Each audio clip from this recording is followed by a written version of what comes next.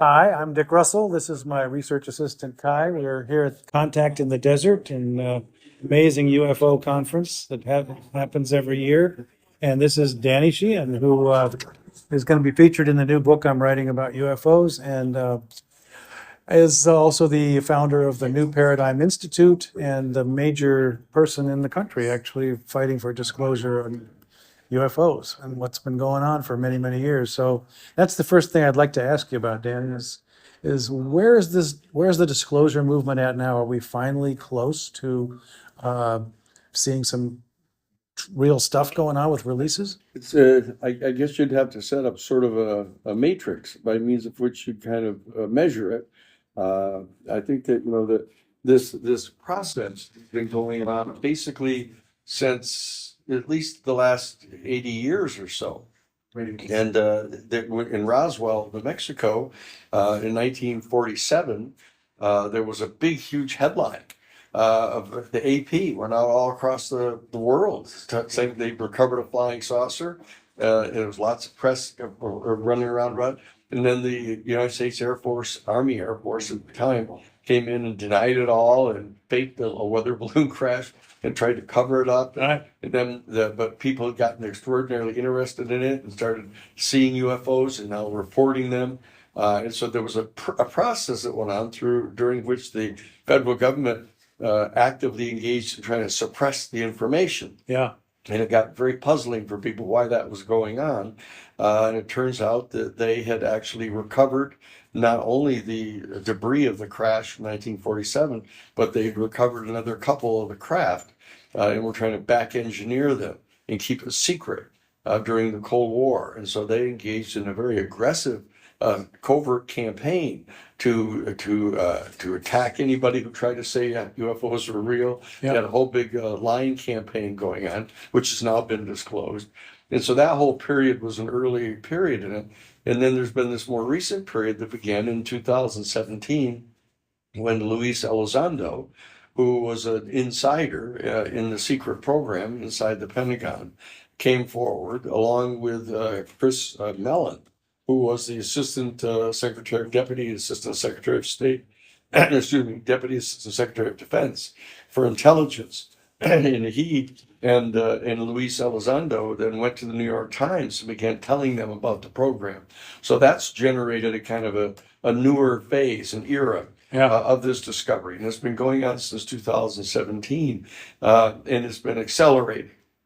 If you're going to kind of understand the dynamic going on, it's been accelerating to the point now where in 2023 we had Dave Grush, another insider. He was a secret consultant to the UFO task force inside the Pentagon from the National Reconnaissance Office.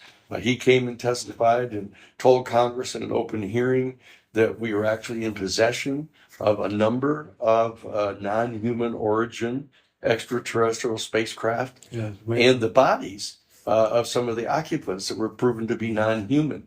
Well, that's a big step forward. And Luis Elizondo has now come forward and testified before Congress at the end of 2024, confirming the reality of both of those things that was said by Dave Grush. And now the House Oversight Committee is planning to hold some more hearings, and the United States Senate, very importantly, has passed a 64-page new bill, a statute, setting up wanting to setting up a major panel that would get at all the information that's inside the entire United States government, and make 25 years of it, anything 25 years or older, make it public. That's an extraordinarily important step forward. Huge, yeah. The problem is the House of Representatives hasn't gone along with it that far yet, but they've passed 23 pages of that and have ordered all of the intelligence agencies and Defense Department agencies to start gathering together all the information they have and prepare to hand it over October 20th.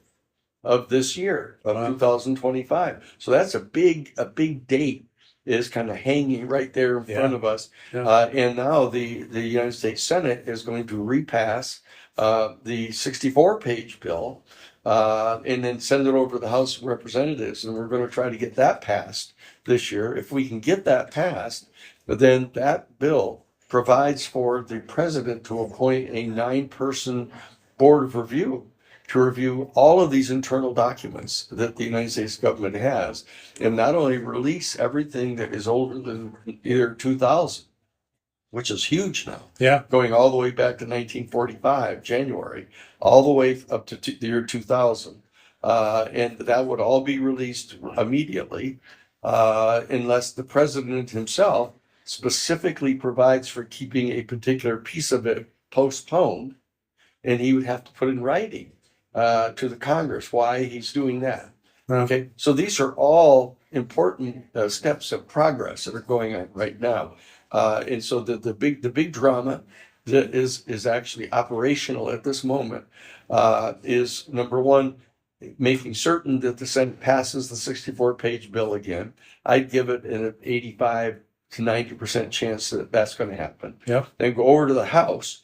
We have to get them to change their mind to, instead of approving just 23 pages, we've got to get them to approve a lot more of it. We're trying to see how much of that we're going to get approved. The key to get put in place is this panel. Yeah. Because in the statute passed by the Senate, one of the tasks of the panel is to create a UFO controlled disclosure campaign plan for a whole campaign that's going to go over a 7-year period, starting as soon as the law is passed. So what we're trying to do is get the 7-year clock running.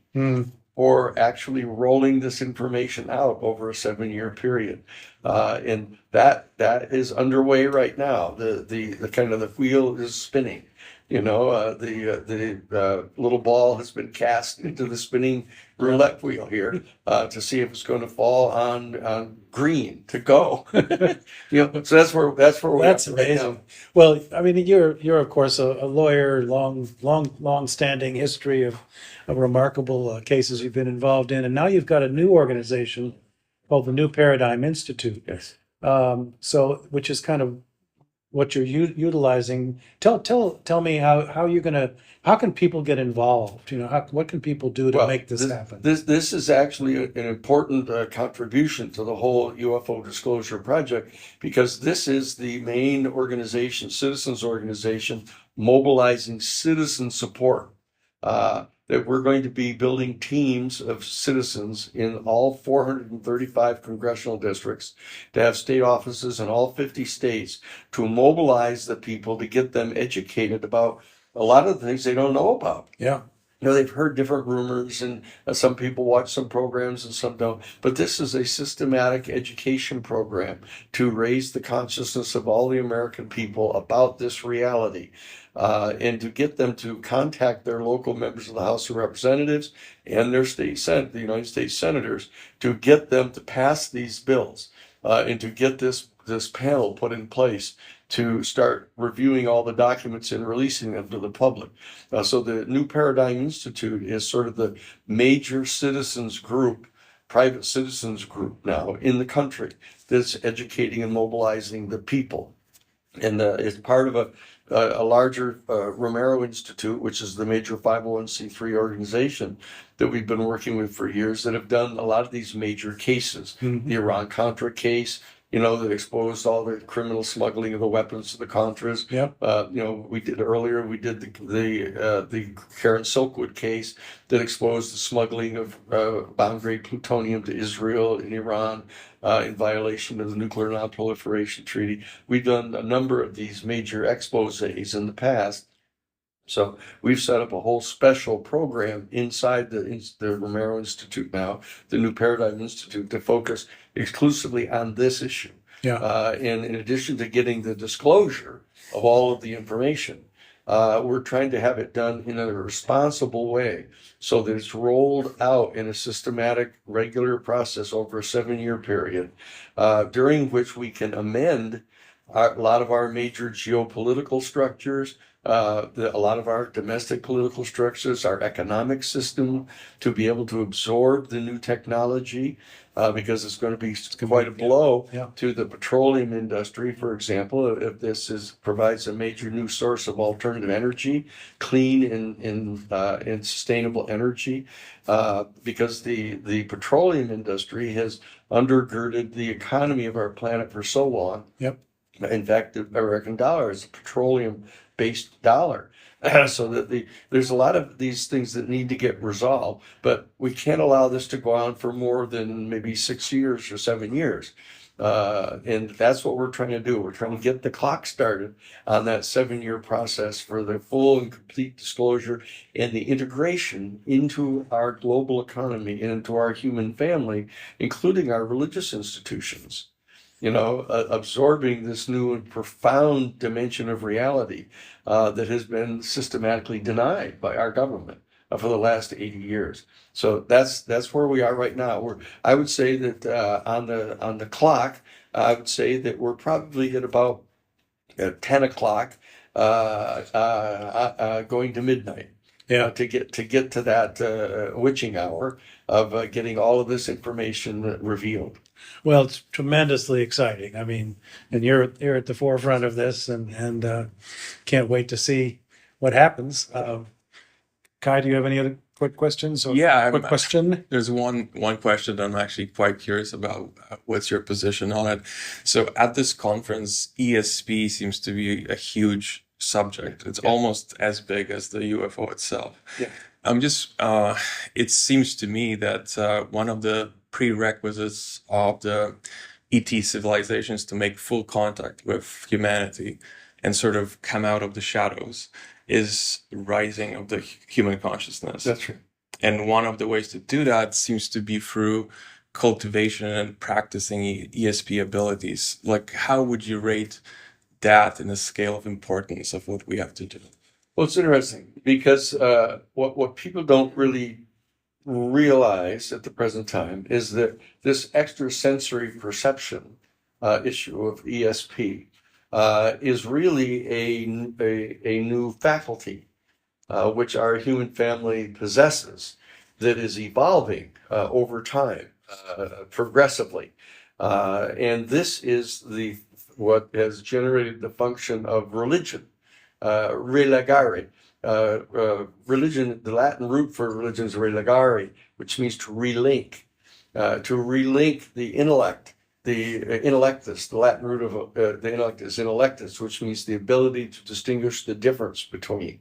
And so that as the Homo sapien, we evolved the increased brain capacity and the intellect that is the source of our pride that separates us from the rest of the animal kingdom. Yeah. That this intellect has also brought with it a sense of bifurcating ourselves or differentiating ourselves from all the rest of reality.